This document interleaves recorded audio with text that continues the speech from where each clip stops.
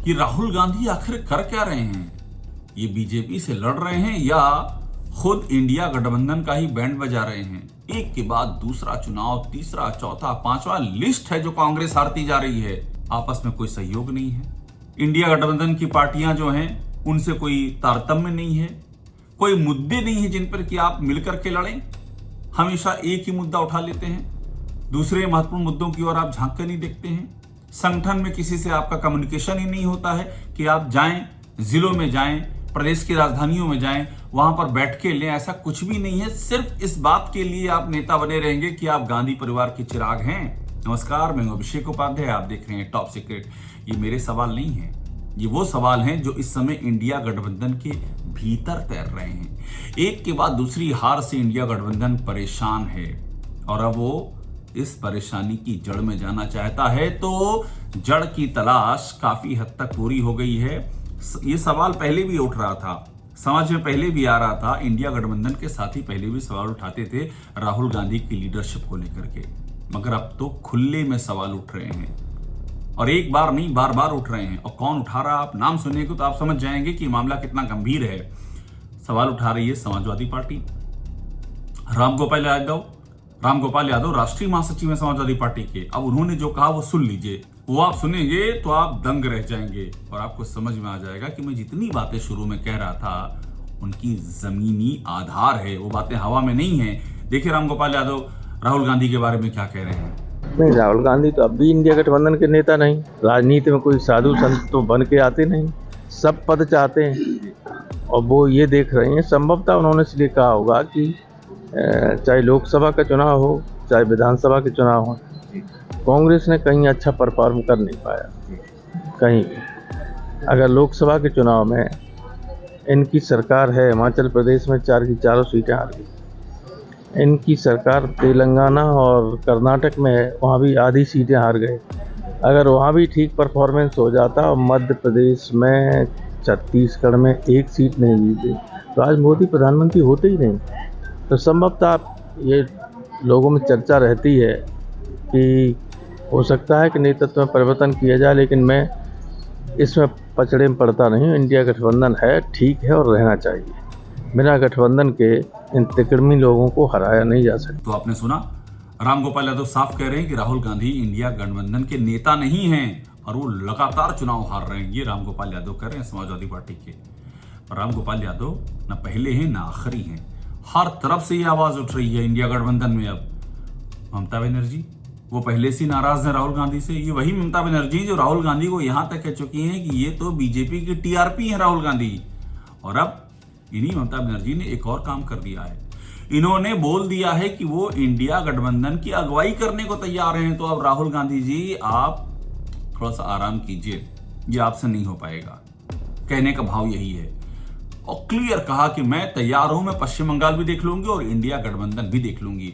और ममता बनर्जी बड़ी नेता हैं, लगातार पश्चिम बंगाल में जीत रही हैं। बीजेपी पार नहीं पा रही है। बीजेपी विधानसभा में हारी, बीजेपी लोकसभा में हारी, कंटिन्यू, जबकि पूरी ताकत बीजेपी ने झोंक दी, फिर भी ममता बनर्जी ने जीतने नहीं दिया। और ऐसे ही शरद पवार छत्रप हैं, महाराष्ट्र की राजनीति के बड़े नेता हैं। शरद पवार ने भी क्लियर इशारों में कर दिया कि ना राहुल जी आप छोड़ दीजिए आप। और कैसे कह दिया?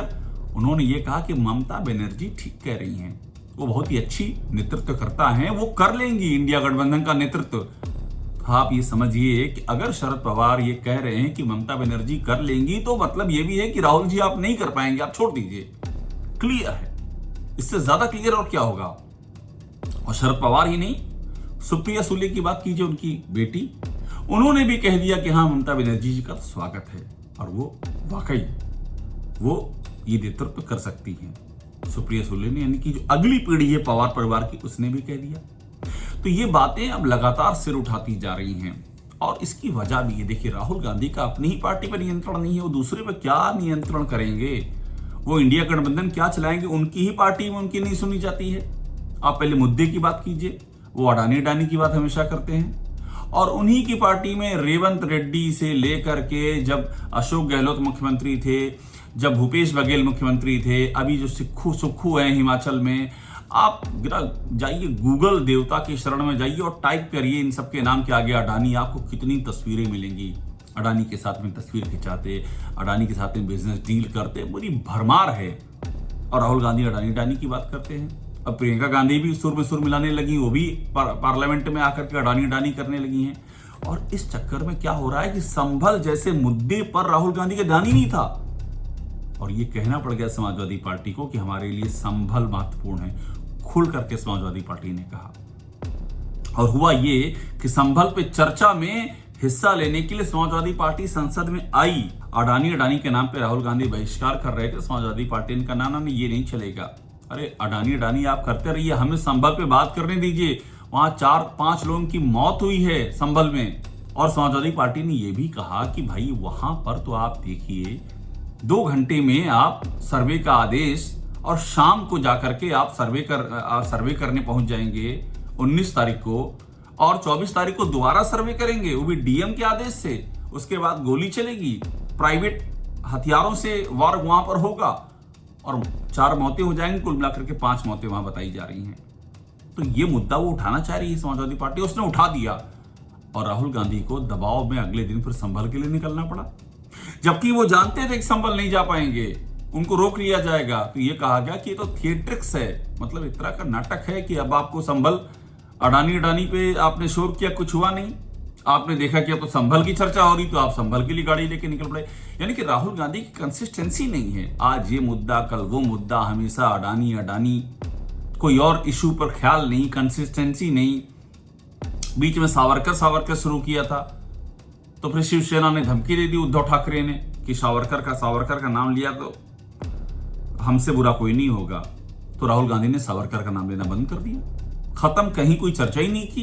पूरे लोकसभा चुनाव बीत गया, महाराष्ट्र विधानसभा चुनाव बीत गया। महाराष्ट्र विधानसभा चुनाव हारने के बाद उन्होंने फिर सावरकर का जिक्र कर दिया, हारने के बाद। सोचिए, तो ये है राहुल गांधी का फ्लिप फ्लॉप। मतलब भरोसा नहीं कि कब क्या बोलेंगे, भरोसा नहीं कि कब क्या वो कहेंगे, और भरोसा नहीं है कि उनकी बातों पर भरोसा कौन करेगा।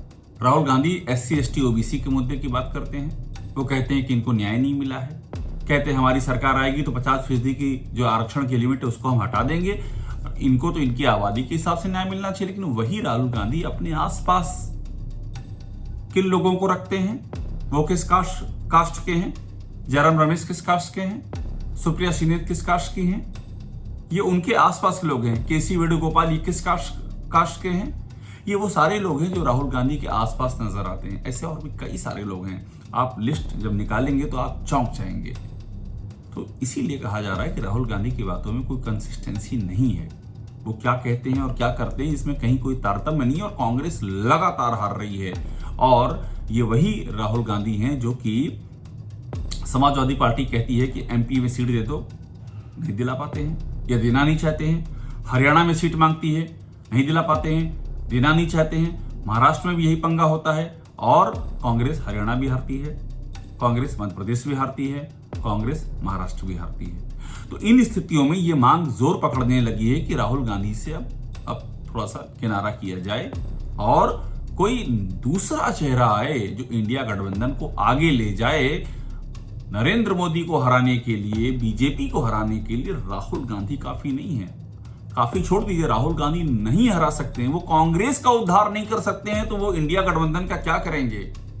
वो क्या जिताएंगे मोदी के खिलाफ इंडिया गठबंधन को? अपनी पार्टी उनसे नहीं संभल रही है। तो इसीलिए ये आवाजें बुलंद होने लगी हैं, और ये आवाजें बताती हैं कि इंडिया गठबंधन में किसी बड़े बदलाव की रूपरेखा भीतर ही भीतर तैयार हो रही है। टॉप सीक्रेट को देखते रहिए, लाइक कीजिए, सब्सक्राइब कीजिए। आपको सारी खबरें हम यहाँ बताएंगे जो अंदर खाने की हैं, जनरली सामने नहीं आती हैं, लेकिन बहुत ही महत्वपूर्ण हैं, और उनको आपके लिए बहुत जरूरी है कि आप उन्हें जानें। सो टॉप सीक्रेट को लाइक कीजिए, सब्सक्राइब कीजिए, बेल आइकन दबाइए, और हमारे साथ में जुड़े रहिए।